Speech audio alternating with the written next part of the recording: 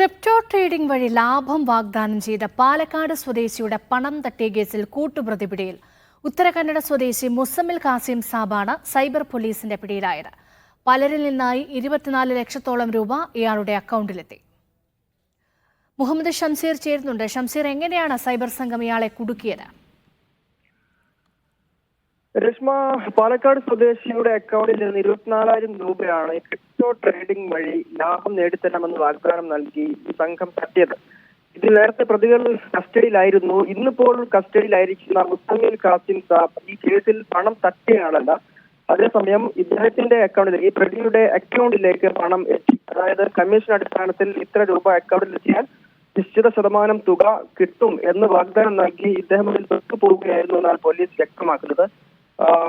നേരത്തെ തന്നെ മറ്റു പ്രതികൾ ഇതിൽ കുടുങ്ങിയിരുന്നു. ഫേസ്ബുക്ക് വഴി ആദ്യം പരിചയപ്പെടുകയും ക്രിപ്റ്റോ ട്രേഡിംഗ് ലാഭകരമാണെന്ന് വിശ്വസിപ്പിക്കുകയും അങ്ങനെ ആദ്യം പണം നിക്ഷേപിക്കുകയുമായിരുന്നു മുഖ്യ പ്രതികൾ ചെയ്തത്. അങ്ങനെ 15,000 രൂപ ആദ്യവും പിന്നീട് 9,000 രൂപയും അക്കൗണ്ടുകളിലേക്ക് നിക്ഷേപിക്കുകയായിരുന്നു. ആ പൈസ എല്ലാം വന്നത് ഈ കാസിം സാബിന്റെ അക്കൗണ്ടിലേക്കായിരുന്നു. കാസിം സാബ് എന്നാൽ അറിഞ്ഞിരുന്നില്ല ഇതിന്റെ ഒരു തട്ടിപ്പാണ് നടക്കുന്നത് എന്ന്. ഇദ്ദേഹത്തിന്റെ അക്കൗണ്ടിലേക്ക് പൈസ വരുന്നു. അതിൽ നിശ്ചിത ശതമാനം തുക ലാഭമായി അല്ലെങ്കിൽ കമ്മീഷനായി മുഖ്യ പ്രതികൾ ഇദ്ദേഹത്തിന് നൽകുകൂടി ചെയ്തിരുന്നു.